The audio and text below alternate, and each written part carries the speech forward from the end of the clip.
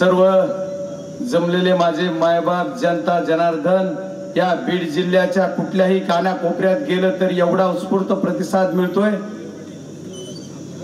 मला कळतच नाही काय होईल साहेब. मी ज्या दिवशी उमेदवारी जाहीर झाली त्या दिवशी या आष्टी विधानसभा मतदारसंघाच्या धानोरा गावातून सुरू केलं. त्या दिवसापासून आज इथे येईपर्यंत पण ज्या गावात जाईल त्या गावात वरातच काढली जाते.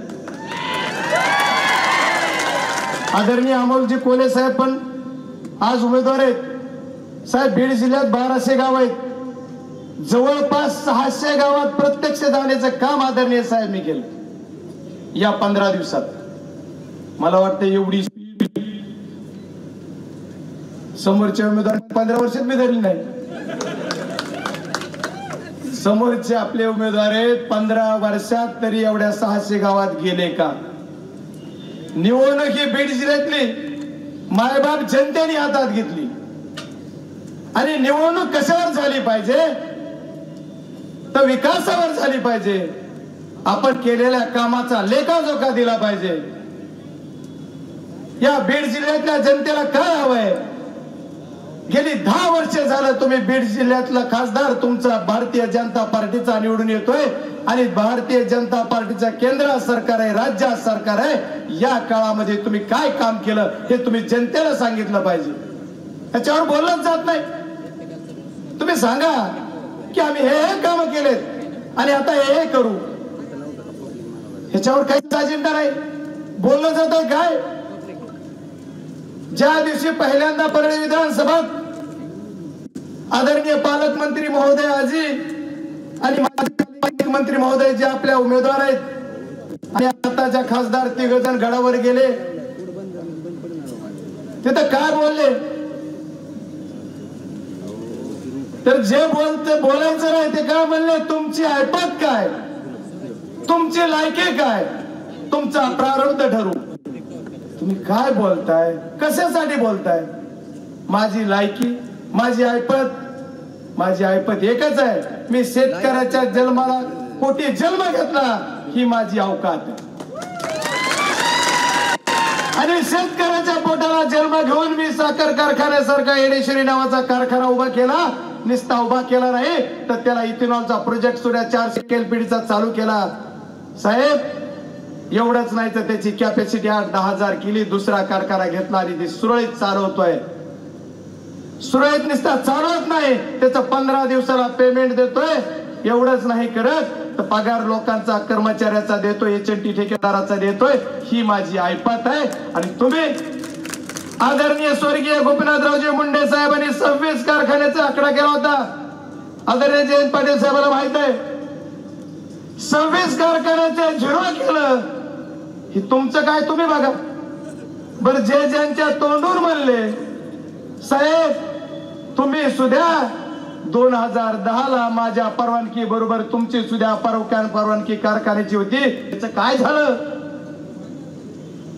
कुठे? या बीड जिल्ह्यामध्ये आमची ऐपत काढता, आमची लाईक, आम्ही गरीब आहे पण आमची ऐपत गरिबीवर जात आहे. आदरणीय साहेब, पालकमंत्री आहात आपण, तुम्ही तिथंच म्हणलात आम्ही 3 जण मिळून या बीड जिल्ह्यातला कुणाचा काम रद्द ठरवायचा ते ठरवू.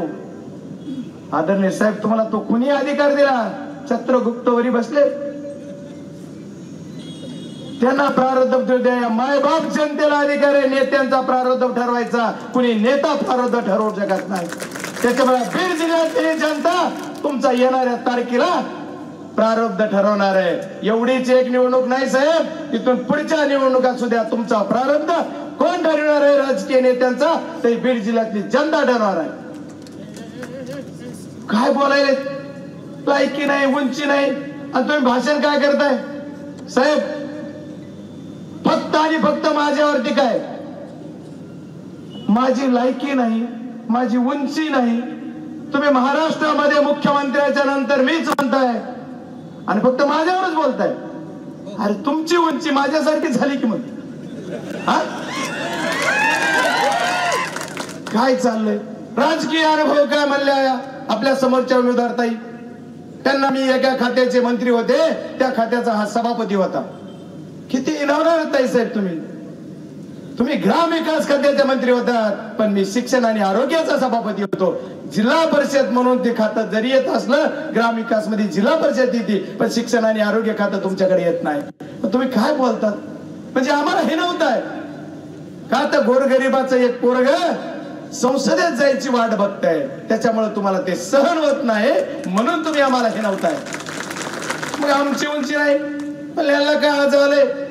मी म्हणलं ताई साहेब, मी 92 ला ग्रामपंचायत लढली, तेव्हापासून जिल्हा परिषद असेल, पंचायत समिती असेल, सगळे पद लढत इथपर्यंत लोकसभेच्या सभागृहात जाण्यासाठी आदरणीय शरदचंद्रजी पवार साहेबांनी मला दुसऱ्यांदा संधी दिली.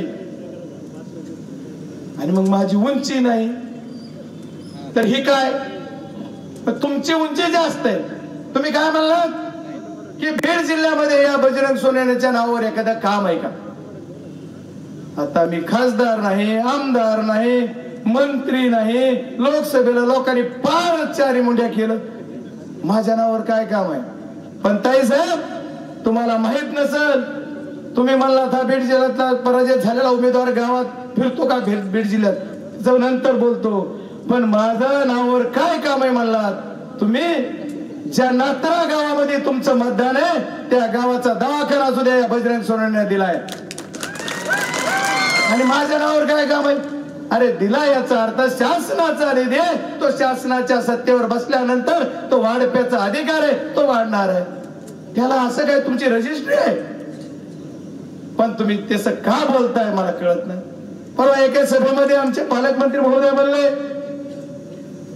की बजरंग सोनवणे शेतकरी पुत्र कसा, उद्योजकांमध्ये 2-2 कारखाने. साहेब, मला संशोधनच करायची वेळ आली. मी शेतकऱ्याच्या पोटी जन्मलो, ह्याचा मला रास्त अभिमान आहे, आणि मी शेतकरी पुत्र आहेच. तुम्ही कसे अँगलने बघा, शेतकरी पुत्रच आहे. आणि मी शेतकरी पुत्रानं उद्योजक केला आणि उद्योजक झालो आणि राजकारणात उभा राहिलो, तर बिघडलं कुठं? आता आम्ही तुम्हाला म्हणायचो, तुम्ही म्हणतात ऊसतोडांचे नेते. कुणी ऊसतोडलाय? आम्ही ऊसतोडांच्या घरी जन्मलो. कुठं जन्मलो ती सांगा.